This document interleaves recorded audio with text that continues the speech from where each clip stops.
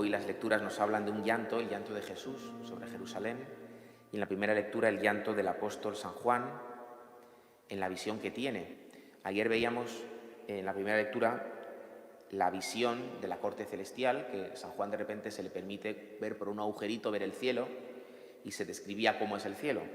Y hoy dice que cuando está en el cielo hay un ángel que tiene un libro y que está sellado con 7 sellos y que nadie puede abrir el libro. Y dice que cuando ve que nadie puede abrir el libro, el apóstol se pone a llorar. ¿Por qué se pone a llorar? ¿Qué significa ese libro? Ese libro luego cuando se abre, que se va a abrir, ¿no? Va a empezar a narrar la historia, un sentido teológico de la historia. Pero cuando está cerrado, llora. ¿Por qué? Porque es el llanto de la humanidad de no comprender el sentido de nuestra vida, el sentido de la historia, especialmente porque la historia humana está marcada por la cruz. Y el llanto del apóstol es el llanto de quien sufre y sobre todo no entiende el sentido de lo que está sufriendo. Sufrir con sentido es mucho más fácil. Si yo sé por qué estoy sufriendo para conseguir algo, estoy sufriendo, ¿no? Pues esto es bastante más llevadero, ¿no? Estoy sufriendo para educar mejor a mi hijo, estoy sufriendo para ganarme el pan y llevar dinero a casa. Tiene sentido. Pero es el sufrimiento sin sentido, no se le ve el sentido a la historia, ¿a dónde vamos, no?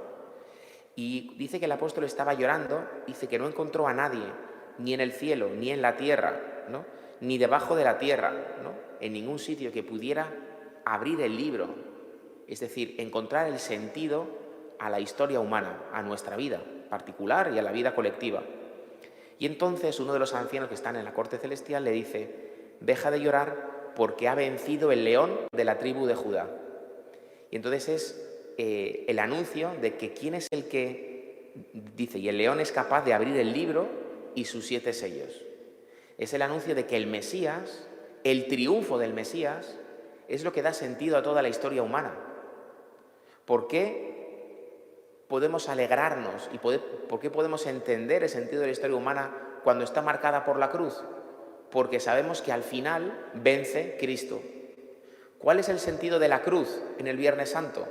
Hacer la redención para el triunfo de Dios en el mundo. ¿Cuál es el sentido de nuestro sufrimiento personal? Unirnos a la cruz de Cristo para el triunfo de Cristo. ¿Cuál es el sentido de las persecuciones que sufre la Iglesia a lo largo de la historia? ¿Cuál es el sentido de los sufrimientos que atraviesa hoy la Iglesia en este momento de la historia? Bueno, la unión con la cruz de Cristo, ¿no? Para el triunfo final. Y es el consuelo en medio del llanto que tiene el apóstol, y ojalá que los cristianos no seamos superficiales, ¿no? Que uno puede ser superficial y no llorar porque es superficial. Yo voy a lo mío y ya está, ¿no? Ya está, pues tan tranquilo, ¿no? Pero ojalá que primero nos unamos a este llanto, al llanto del apóstol, al llanto de Jesús en el Evangelio, de al ver el pecado del mundo. Es como para llorar. Jesús ve la ciudad de Jerusalén, ve el pecado de Jerusalén y llora. Es como para llorar. Los cristianos, por un lado, tenemos que llorar viendo el pecado y el mal que hay en el mundo. No podemos ser indiferentes, no podemos ser indiferentes a la injusticia, no podemos ser indiferentes, ¿no?, a la corrupción de los inocentes, no podemos ser indiferentes a ver que a los pobres, a los pequeños, se les arrebata la fe, ¿no?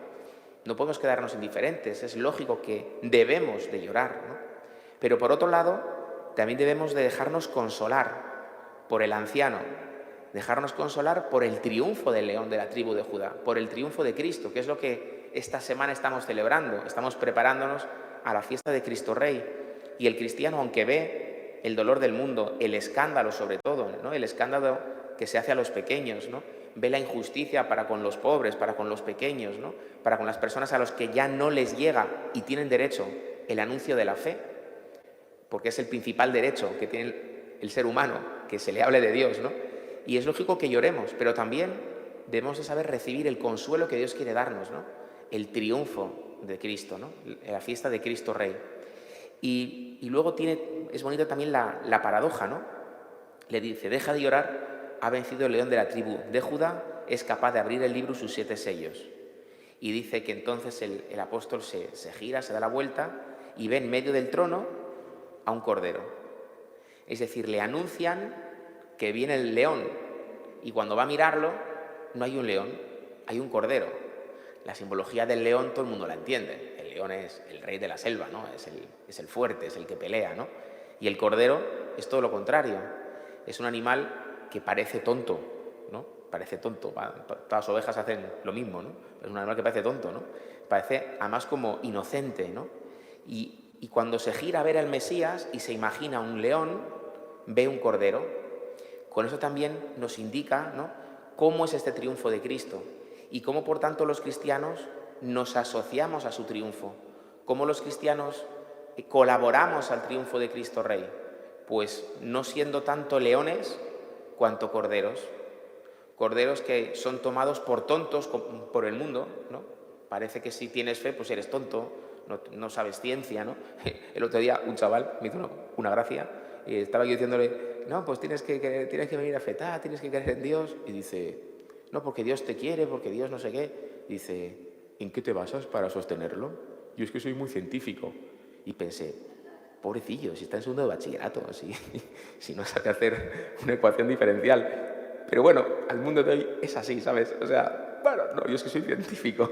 O sea, me imagino, ¿no? Bueno, si me sale reírme a mí, que no terminé una ingeniería, imagínate a Dios. O sea, tiene que decir, no, ¿estos van de listos o qué? O sea, soy científico. Qué gracioso, ¿no? Un niño de bachillerato.